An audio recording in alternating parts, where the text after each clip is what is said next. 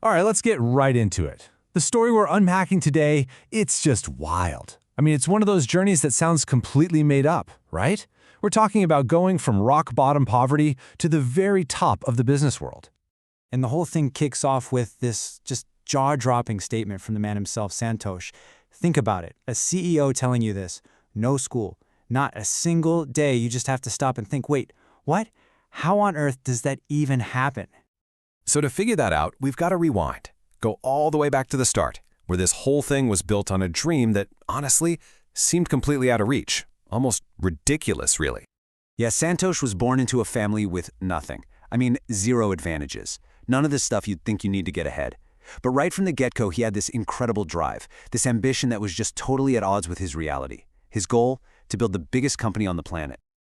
And look at the gap here. It's not just a gap, it's a canyon. Over here, you've got his reality, a poor home, no schooling. And over there, a dream that's so big it sounds like something out of a movie. That was the battle he was fighting, right inside his own head, every single day. So the big question is, how do you even start to cross that canyon? Well, let me tell you, it was not easy. His journey was just a non-stop grind. And to really get a sense of the struggle, look at this number, 200 rupees. That's what, a little over $2 for a whole day's work. We're not talking about an allowance here. This was for a full day of absolutely brutal labor. It just puts everything into perspective, doesn't it? Yeah, a 12-hour shift to earn that, every single day. Just pure physical work, the kind that drains you completely. But here's the crazy part. For Santosh, that tiny bit of money wasn't just survival. He saw it as a seed, the very first building block for everything that was to come. But you know, the grind wasn't just about the money or the hard work. It was mental. It was emotional. People around him literally laughed in his face. I mean, can you imagine? You, a laborer with no education, a CEO? Yeah, right. It was a complete joke to them. So what do you do when everyone is telling you you're crazy? You talk to yourself, and that's what he did. He had this mantra, this core belief. While everyone else was stuck on what he was today, he was living in his tomorrow. That mindset, that was his secret weapon, for sure. Okay, so the odds are completely stacked against him. He's got no money, no education. How in the world does he break through? He knew he couldn't compete on their terms, so he had to change the game. And he found his answer in the one thing nobody else had, his story.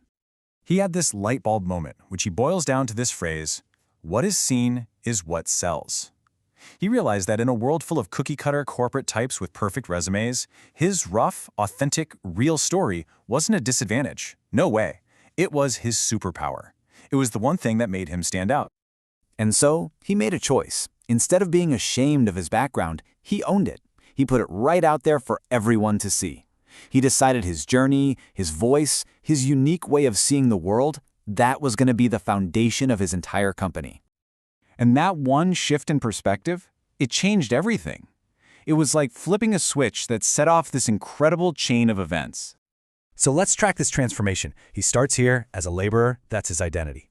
Then comes the aha moment, the idea that his story is his strength. By telling people, hey, I started from nothing, he created this incredible bond, this trust that you just can't manufacture. People weren't just buying a product, they were buying into him. They believed in him because of where he came from.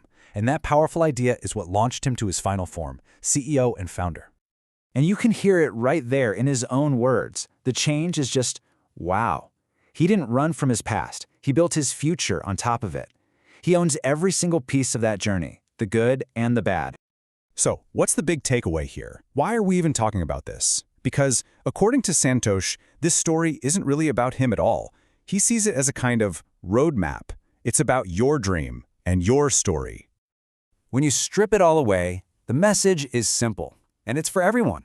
It's for you if you've ever felt like the world has dealt you a bad hand.